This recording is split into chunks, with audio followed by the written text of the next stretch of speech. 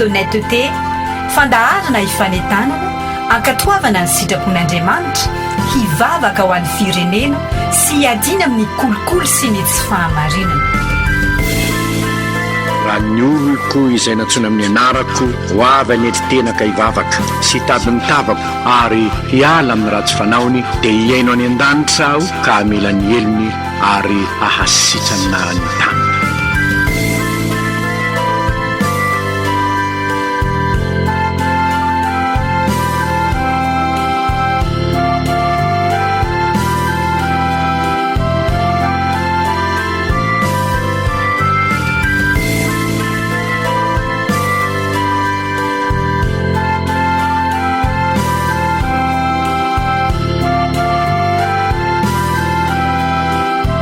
soratra masina ny fahamarinana manandratra ny firenena. oabolana fa 4 andininy fa 4 tsy adidiko izao samirery fa adidiko izaho sy anao.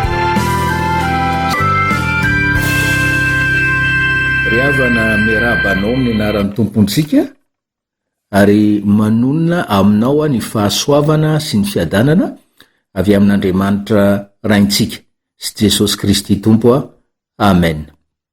Vavaksika ray malalo rainay amin'ny alalan'i Jesosy Kristy tomponay, mideranao mankalazanao zahay noho ny fahasoavanao aminay, fahafatesana tambiny otanay no sahazanay, nefa noho ny fahasoavanao dia velominao somatsara tahak'izao zay mankasitraka mpamonjy eo, ary mbola fahasoavana ihany tompo malalo no azahoanay miona aminao manantona anao amin'ny alalan'izao fandaharana izao. Misaotra ny amin'ny teny satria ny teninao dia teny velona, tenin'ny Andriamanitra velona. Ta io zany teny zany hoe amelombelona ny fanahinay, anananay fifandraisana manokana aminao ray malalo, ary aoka ny fanahy masina zay anazava aminay ny teny no ampahery anay ihany koa am'izay hoe fijoroanay vavolombelona amin'ny ady amin'ny kolokolo am'izay tandrify anay mba ho hita tena hoe fiara-miasa aminao zay mpamonjy eo amin'ny fanasitranana ty tanina ity. Zao vavaka zao dia ataonay amin'ny anaran'i Jesosy amen. Ao amin'ny tantara faharoa toko 17. Tantara faharoa toko 17 ao no akantsika ny 4 aniriavana. Rahantsika mamaky sy miaino zany amin'ny anaran'i Jesosy. Ny andohan'ny nanjakany Josafata sy ny fahasotony hampandroso ny fivavahana tamin'i Jehova ary ny nanambinana azy. Ary Josafata zanaky asa no nanjaka nandimby azy, ary nitombo hery hiaro-tena tamin'ny Israely izy. Ary namponina miaramila tamin'ny tanàna mimanda rehetra eran'i Joda izy, sady nametraka miaramila tany amin'ny tany Joda sy tany amin'izay tanàna ny Efraima efa azo ny asa rainy. Ary Jehova nomba ny Josafata satria nandeha tamin'ny nalehan'i Davida rainy izy, dia ilay tamin'ny voalohany, fa tsy mba nitady ireo Baala, fa Jehova Andriamanitry ny rainy no nitadiaviny, ary araka ny didiny no nalehany, fa tsy mba araky ny fanaon'ny Israely. Koa dia nampitoerin'i Jehova teo an-tanany ny fanjakana, ary ny Joda rehetra nitondra fanomezana ho an'i Josafata, ka dia nanana harena sy voninahitra be izy. Ary ny fony ny hianatoky tamin'ny lalan'i Jehova, dia niravany tsy eo amin'ny Joda ny fitoerana avo sy ny Asera. Ary tamin'ny taona fahatelo nanjakany dia naniraka ny mpanapaka izy, dia Benaila sy Obadia sy Zakary sy Netanela ary Mikaia ampianatra tany amin'ny tanànan'i Joda. Ary nisy Levita koa niaraka tamin'ireo, dia Semaia sy Netania sy Zebadia sy Asael sy Semiramota sy Jonatana sy Adonia sy Tobia ary Adonia Levita, mba ny Elisama sy Jorama mpisorona. ary nampianatra tany Joda izy ireo ka nentiny ny bokyny lalàny Jehova dia nitetin'ny tanànany Joda rehetra izy ka nampianatra teny amin'ny olona. Ary nitahotra an' Jehova nahazo ny fanjakana rehetra tamin'ny tany manodidina ny Joda ka dia tsy nisy niady tamin'ny Josafata ireo. Ary ny Filistinina sasany nitondra fanomezana sy vola etra ho an'i Josafata. Ary ny Arabo koa nitondra ondry amanosy dia ondry lahy 700 amby 7,000 sy osy lahy 700 amby 7,000. Ary Josafata nisy anahery indrindra ka nanao trano fiarovana sy tanàna fitehirizana tany Joda. Ary nanana fananana betsaka atao amin'ny tanànany Joda koa sy miaramila lehilahy mahery tany Jerosalema izy. Ary zao no nandaminana azy araka ny fianakaviany avy. Ny mpifeharivo tamin'ny Joda dia Adna komandy, ary ny feny dia lehilahy mahery 300. Ary nanarakaraka azy dia Joanana komandy, ary ny feny dia 9 alina amby 2 hetsy. Ary nanarakaraka azy indray dia Amasia zanaky Zikri, ilay nanolo tena ho an'i Jehova, ary ny feny dia lehilahy mahery 2 hetsy. Ary tamin'ny Benjaminda dia Eliada lehilahy mahery, ary ny feny dia lehilahy 2 hetsy mitondra tsipika sy apinga. Ary nanarakaraka azy dia Josabata, ary ny feny dia 9 alina amby 2 hetsy efa voaomana iady. Ireo no mpitoetra tamin'ny mpanjaka, afatr'izay nampitoerin'ny mpanjaka tany amin'ny tanàna mimanda eran'i Joda rehetra. Ray Masino, manamasinanay amin'ny fahamarinana ny teninao no fahamarinana. Amen. Ny fahamarinana voalohany anio dia izao ry havana: aoka isika ray. Voakasika izany koa ianareo reny. Aoka isika ray ho modely azony zanatsika tahafina. Aoka isika ray ho modely azony zanatsika tahafina. Anisan'ireo mpanjaka lehibe nitovy laharana amin'ndry Ezekia sy ry Josia dimbiny taty aoriana, Josafata eto amin'ny perikopantsika. Ny nazahoany zany laharana na zany lenta izany dia noho izy nandeha tamin'ny alehan'i Davida rainy. Ary noho izany dia nomba an'i Josafata Jehova. Nandeha tamin'ny alehan'i Davida rainy izy. Ary ho ihany koa ny soratra masina hoe araka ny didin'i Jehova Andriamanitra rainy no nalehany. Zay ry havana no laklehan'ny fahombiazany Josafata. Ary zay koa, hoy ny 15, no nananany harena sy voninahitra be. Hoy ny 17, nandeha tamin'ny alehan'i Davida rainy izy. Davida moa zany antsoina hoe Davida rainy fa razambeny Davida. Ny fisainan'i Davida, ny fanaon'i Davida no nalain'i Josafata tahaka tamin'ny fiainany. Hoy ny 17, tsy mba nitady ireo bala izy. Hoy ny 19, no ravany tsy eo amin'ny Joda ny fitoerana avo sy ny Asera. Raha tontaliana tsy nanompo sampy izy, tsy nanana andriamanika hafa Josafata.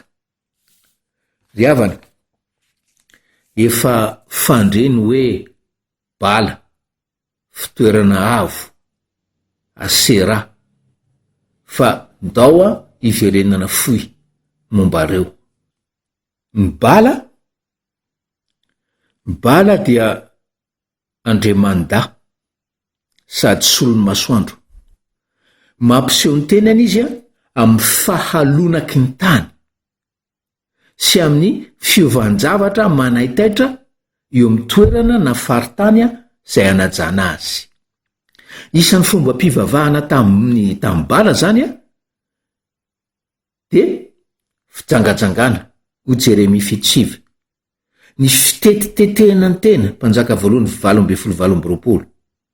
Famonoana zaza ho fanatitra matetika dorana velona Jeremia 7:15. Zay ny amin'ny bala zany. Fitoerana avo indray de hoe amin'ny fivavahana rehetra dia misy fitoerana avo eny etapona tendrombohitra de mazana eny no anaovana fivavahana ny fitoerana avo zany anaovana fivavahana sy anaterana fanatitra. Fa ny aratsy loatra ny fivavahana natao tamin'ny fitoerana avo ka tonga fanompontsampy avokoa izy sy fanaranam-po tamin'ny fahavetavetana na ny teo amin'ny Israely mpanjaka faharoa sy 7:7, na tany amin'ny Jota mpanjaka voalohany 4:20, 2:20 sy manaraka. Koa mpanjaka tsara fanahy, tsara toetra sasany tahaka ny Asa sy Josafata sy Ezekia sy Josia dia ny Keliaina nandrava izany. Hitantsika zany le bala, hitantsika le fitoerana avo, jerentsika farany hoe ny Asera. Ny Asera indray de hoe andriamanim-bavy ny Kananita, ny vavahana niaraka tamin'ny bala. I Maka ren'ny Asa mpanjaka dia mpivavaka tamin'ny Asera ka naonga ny Asa tamin'ny fiandrianany. Mpanjaka voalohany 5:10 misy zany. Ny toetoetry ny sampy zany tamin'ny Asera de ohatran'ny hazo na tsangakazo no finosina sy noravahana volamena sy volafotsy, ary ny avokatra ny tany indrindra no vavahana taminy. Ry havana, nanao karazana fantsiam-pivavahana Josafata, zany hoe karazana réforme religieuse, ary zay no loharan'ny arena ho azy sy ny fanjakana. Sahala amin'ny hoe ny fantsiam-pivavahana no miteraka arena na ho azy na ho an'ny fanjakany. Asa raha azontsika sary an-tsaina izao ry havana. Asa ohatra amin'ny 2023 misy filoham-pirenena miakatra io de miteny izy hoe araka ny programa ny teneniko tamin'ny fampielezan-kevitra dia horavako daholo ny doany, foanako daholo ny toerana fanompo-tsampy na ny eto afovoantany ny any anindran-tany. Rarako daholo araka ny tenin'ny apôstôly Petera izay toerana anatanterahana ny fitondran-tena adala zay azonareo tamin'ny entin-drazana. Zay le resaka eto ry havana, mampinaonao ve zany? Na iliky Josafata ny bala, ary vokatr'izany araka ny voalaza teo nomen'Andriamanitra arena sy voninahitra be izy, no amafisy ny tombo ny fahefam-panjakana teo an-tanany. Zany hoe tsy natahotra n'izany hoe fanonganam-panjakana zany izy. Ary zay de maika nanosika ny Josafata ankatoa ny tenin'Andriamanitra. Nandroso tamin'ny sorodalan'ny tompo tokoa ny fony ry havana. Nandroso tamin'ny sorodalan'ny tompo tokoa ny fony zany hoe ny ananana fahasahiana izy.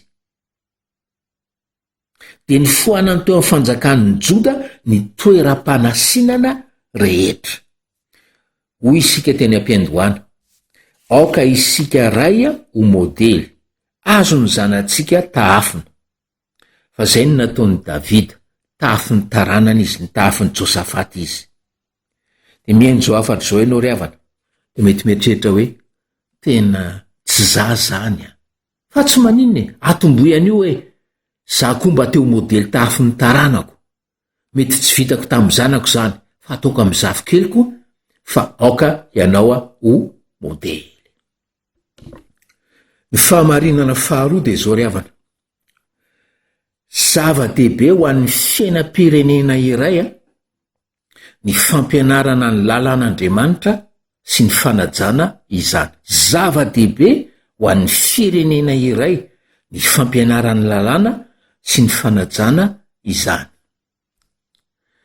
hitantsika teo ny fanitsim-pivavahana nataony Josafata, ary ny fitandremany a ny didin'Andriamanitra no natonga azy hanao izany. Ary fatany tsara koa fa zava-dehibe ho an'ny fiainam-pirenena iray ny fampianarana ny lalàn'ny Mosesy sy ny fanajana izany. Tokony ho hainoany mpitondra antsika izany ry havanao. Tokony ho hainoany zao ohatra omeny Josafata izao, indrindra ny mpitondra ny tonontena ho kristianina. Josafata dia azo lazaina fa nanomana programa-pampianarana fivavahana izy ho an'ny firenena Joda, nanao Programme national d'éducation religieuse. Ary ahatanteraka izany dia nanendry olona maromaro Josafata hitety ny tanàna rehetra tao a Joda hampianatra izany lalàna izany. Mazava ho azy fa tao anatin'ireo mpampianatra ireo mpisorona sy ny Levita. Fa ny tsara tsindriana koa ry havana dia nanendry mpiasa ambony atao an-dampy izy 15 hanampy ny mpisorona sy ny Levita, fa indrindra koa mba hiantohana ny maharam-panjakana ny iraka nampanaovina ireo olona ireo sy anekena ny fahefany. Hoy isika hoe zava-dehibe ho an'ny firenena iray fampianarana ny lalàna sy ny fanajana izany ry havanao. Amin'ny ovanim-potoanan'i Josafata io manko tsy manana fahalalana biblika intsony ny Joda, ary tsy mihena araka ny fenitr'Andriamanitra intsony ny vahoaka. Ka io programa fampianarana ara-tsoratra masina nataon'i Josafata io dia hoe anoerana ilay toetra mikorosofahana ara-panahy hita amin'ny firenena nanomboka tamin'ny fiafaran'ny fanjakany asa ry havana. Tenin'Andriamanitra dia manampy antsika hanana fiainana ankasitrahan'Andriamanitra. Ary rehefa ankasitrahan'Andriamanitra ny fiainan'ny ankamaroan'ny vahoaka dia asandratr'Andriamanitra zany firenena izany. Etintsika ambavaka ny mpitondra antsika mba ho tonga saina amin'izany ry havanao, ary tsy ho reborebe ny devoly amin'ity resaka laïcité de l'État ity. Le laïcité moa eto dia le hoe tsy misy idiran'ny resaka Andriamanitra amin'ny fiainam-pirenena, tsy misy idiran'ny resaka Andriamanitra amin'ny fiainam-pirenena na amin'ny fitantanana ny raharaham-pirenena. Ny fivoizana izay laïcité izay angamba ry havanao no mahatonga ny firenentsika ho latsaka amin'izao situation iaraha mahita izao. Misaotra an'Andriamanitra ry havana ny amin'ny ezaka ataon'ny fiangonana, amin'ny ankapobeny, amin'ny fikelezana aina, amin'ny fitoriana ny filazantsara. Ary mahafinaritra ny tenin'ny mpitondra fivavahana manao hoe raha te hampandroso ny Madagasikara dia aelezo ny filazantsara. Fa zao koa ry havana no isarihana ny saintsika. Lay tenin'i Jesosy ao Matteo 8:27 hoe mandehana dia atao mpianatra ny firenena rehetra. Toy ny teny Jesosy hoe tory ny filazantsara tahaka ny tamin'ny andron'ny Pentekosta, ary oka ny toriteny anindrona ampony olona asa 2:7. Zany hoe oka izay ny toriteny toy ny fanaovana libla fotsiny tony. Oka izay ny toriteny atao izay ampomezana fiangonana.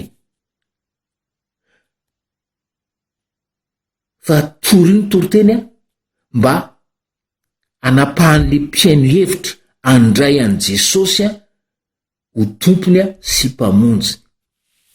Ary efizay dia hoe ampafantaro azy ny dingana miandry azy manomboka amin'izay aratra amin'ny farafofinainy dia ny fitomboany amin'ny mampianatra na disipla.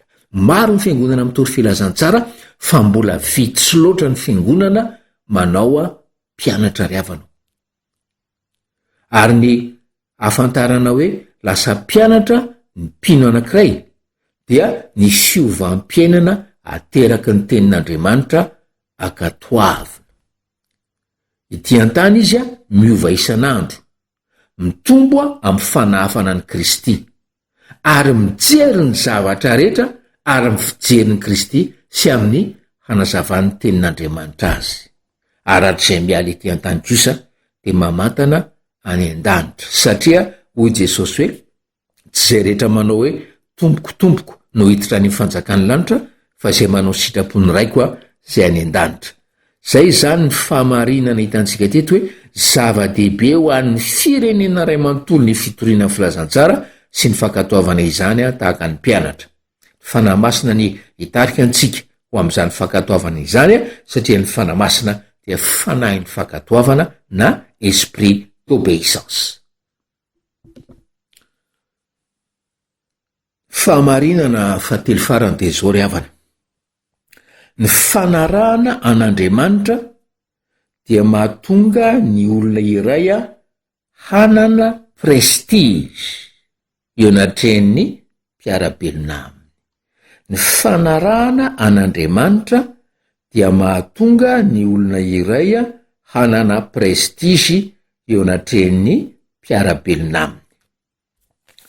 Ny atao hoe prestige de laza tsara manokana, laza miavaka, mampitsiriritra ny hafa izay tsy manana azy, ary laza ihany koa mifanindran-dalana amin'ny fatahoran'ny mpiarabelona izay mandinika izany laza izany. Fatahoran'ny mpiarabelona izay mandinika izany laza izany mahatonga fatahorany an'Andriamanitra. Izany hoe lasa matahotra an'Andriamanitra izany. Jereo nge lazain'ny 10 hoe ary nitahotra any Jehova, nitahotra any Jehova, nahazo ny fanjakana rehetra tamin'ny tany manodidina any Joda. Hoy ny dikateny frantsay hoe amin'ilay tahotra any Jehova, la terreur de l'Éternel s'empara de tous les royaumes des pays qui environnaient Juda. Zany hoe terreur izany mitovy tarika aminy hoe terroriste, mampiororo. Mahita ny fiainan'i Josafata ny mpanjaka hafa, mahita ny fahombiazan'i Josafata ny mpanjaka hafa, de maninona? Matahotra an'Andriamanitra, miororo eo anatrehan'Andriamanitra. Anika ho ihany ny 10 hoe tsy nisy niady tamin'i Josafata ireo, zany hoe tsy sany ady tamin'i Josafata ireo, ary tsy vitany hoe tsy nisy niady fa ny Filistina sasany aza nitondra fanomezana sy hetra ho an'i Josafata. Ary nisy koa arabo nitondra ondry lahy sy osolahy marobe, hitantsika tao amin'ny teksta zany. Ny fanampim-panazavana tsara marina ry havana de zao: noho ny fitahiany Jehova azy de nanao tanàna fitehirizam-bokatra manerana any Joda Josafata. Asa raha eninao zany, tsy hoe nanao angary izy trano fitehirizam-bokatra, fa tanàna mihitsy no naorina ho fitehirizam-bokatra, ary tanàna maro no naorina ho fitehirizam-bokatra manerana any Joda. Rovina isika malagasy fomba anana zany hoe misy tanàna nge arie, io de tanàna naorina juste hitehirizana vokatra.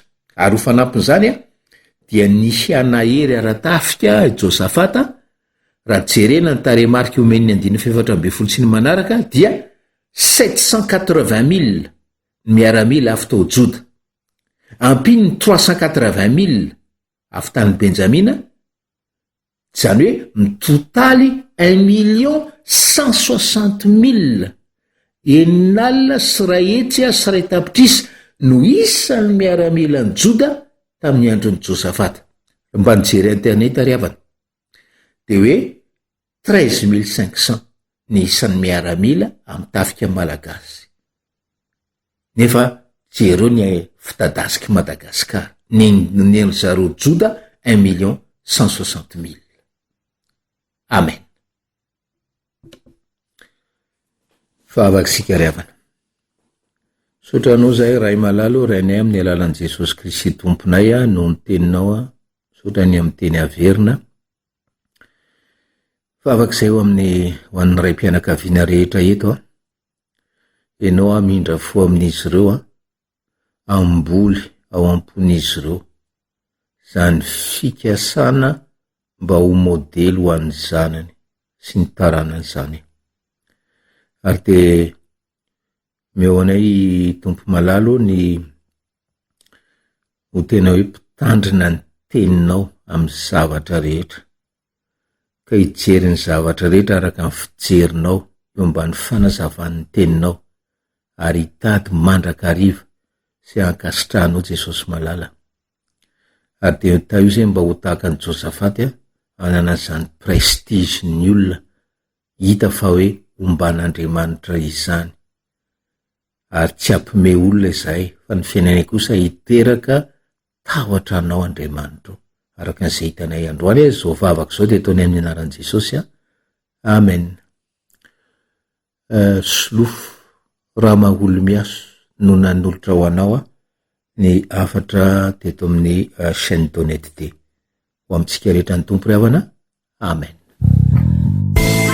Hoy ny soratra masina ny fahamarinana manandratra ny firenena oabolana fa 7 andininy fa 7 tsy adidiko izao samy rery fa adidiko izaho sy anao asa vady-drano miady amin'ny kolikoly ndao hifarembona ato amin'ny tohivaka ny fahamarinana chaîne d'honnêteté ny fanekenao ijoro eny amin'ny sehatra misy anao dia efa dingana lehibe alahoery ary midira ho mpikambana ary etaniko ny hafa tsy dio ny page Facebook chaîne d'honnêteté sy ny tranokala www.chaînedhonnêteté.mg renareo teo ny fandaharana chaîne d'honnêteté